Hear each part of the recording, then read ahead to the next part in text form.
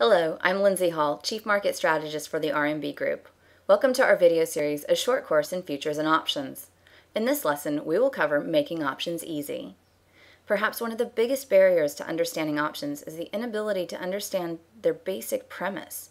Investors tend to get caught up in the jargon rather than what they are buying and selling. As a result, they lose their way when introduced to more advanced strategies, especially the concept of selling options. Stocks and mutual funds are a little easier to get a handle on. When you buy and sell stocks or mutual funds, you actually buy and sell pieces of a company itself. The same goes for bonds, land, or precious metal bullion. In all cases, you're dealing with physical assets, something tangible. An important point. When you buy and sell options, you're not exchanging anything physical. Rather, you're exchanging rights and obligations. There are two types of options, calls and puts. A call buyer pays money in exchange for the right, but not the obligation, to buy something. A put buyer pays money in exchange for the right, but not the obligation, to sell something. Conversely, a call seller receives money in exchange for the obligation to sell something.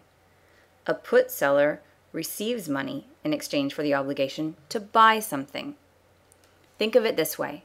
When you hire someone and pay them a wage, you have a right to tell them what to do. When you work for someone and accept a paycheck, you have an obligation to do the work assigned to you. Options buyers have rights. Options sellers have obligations. For every buyer, there must be a seller, and vice versa. Let's use two hypothetical examples. First, the land speculator, an example of the power of call options. Let's say a land speculator wants to buy 100 acres of land in an area he thinks is ripe for development, but doesn't want to lay out a large sum of money to purchase it outright.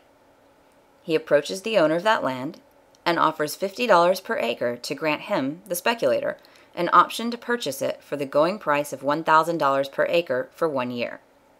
Assuming he accepts the speculator's offer, the owner now has an obligation to sell at that price. If no development occurs by the end of the year, the owner gets to keep the $5,000. The speculator loses $5,000. However, the speculator avoids the mortgage payments, closing costs, lawyers' fees, and other expenses associated with a failed land speculation. His working capital intact, he walks away from the deal free and clear, with plenty of capital to try again. Let's assume, on the other hand, that a development company shows an interest in the land and in the process drives its market value up to $1,300 per acre. Since the original owner is obligated to sell to the land speculator for $1,000 per acre, the land speculator profits $300 per acre. He doesn't even need to physically purchase and resell the land to profit. Instead, he can sell his option to someone else, perhaps a developer. How much will he get? At least the difference between the $1,000 per acre purchase and the new $1,300 per acre market value. $300 times 100 acres equals $30,000, a 6-time return on his original investment of $5,000.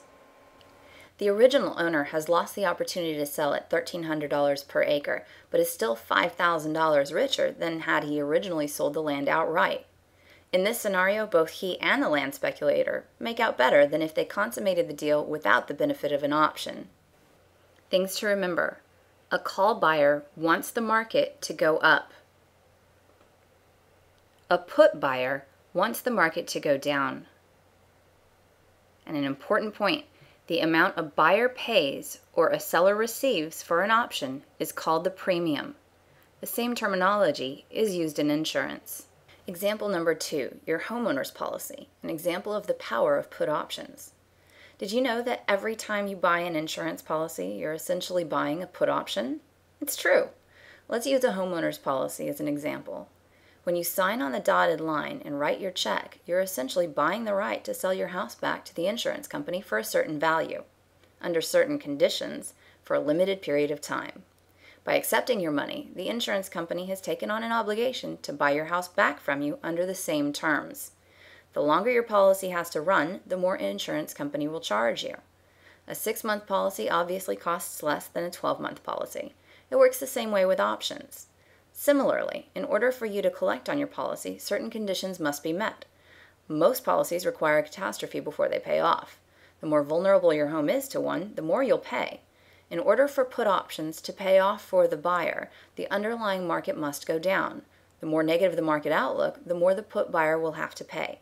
We will revisit the insurance analogy again, precisely because options and insurance have so much in common. An option buyer has two big advantages over an insurance policyholder.